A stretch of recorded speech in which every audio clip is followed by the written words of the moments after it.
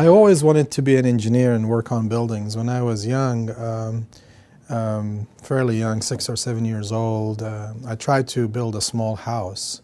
And I used Play-Doh and I put it together. The only challenge was the roof system. I couldn't figure out how to get the roof to stay out of Play-Doh. So I found a piece of tile laying around, so I slapped it on and I got the house done. So I always wanted to be an engineer and wanted to build things.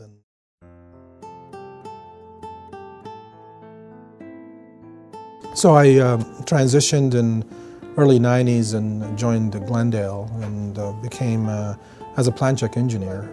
And I really enjoyed working with people, being at the counter, solving people problems, and also feeling the sense of gratification and accomplishment when you're shaking someone's hand after you issue the permit and making sure everything complied and congratulating them and wishing them good luck and seeing the smile on their face. When things don't go wrong, we've done our job. And when we don't make the news, we've done our job. So it's really hard to see the end results of your work when buildings don't fall down, when hillsides don't fail, and things like that. And that's a challenge for any manager to motivate their staff to make them aware of the sense of importance and the impact they make on people's lives. And the impact we make on people's lives is daily by making sure that the buildings we approve, inspect, and help build is safe.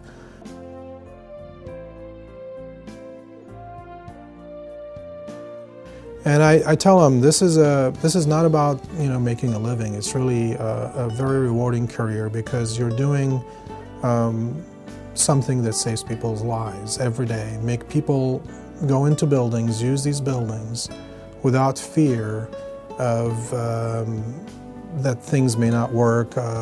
Your customers are not necessarily the contractor that you see at the counter or in the field, or the architect is the people who are using the buildings for generations to come. So it's really a very noble and gratifying profession that you're protecting people's lives daily, making sure that they live and work and play in safe buildings.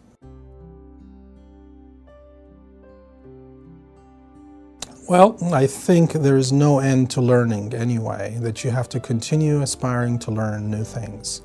And whether it's new codes, new practices, or new development in the industry is changing.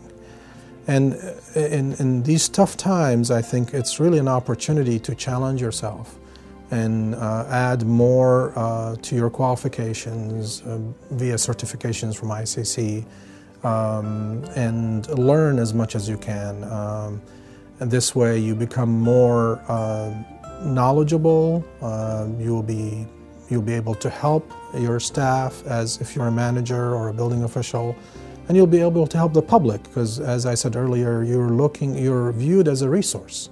As an individual standing at the counter, your job is to educate and as a code resource for designers, professionals, homeowners, and builders. I think saying no because we're in the regulatory role is something we do. Maybe we ought to look at the way we say no.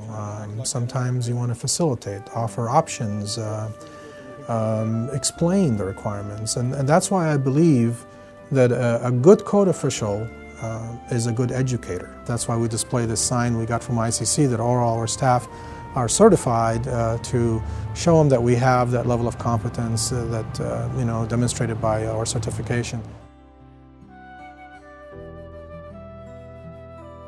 We are the Code Council, and we, the members, if we don't contribute and participate, then who's going to do the work? Who's going to develop the code? Who's going to help in education and training? So I'm a strong believer in that you have to, whatever you put in, you're going to get back.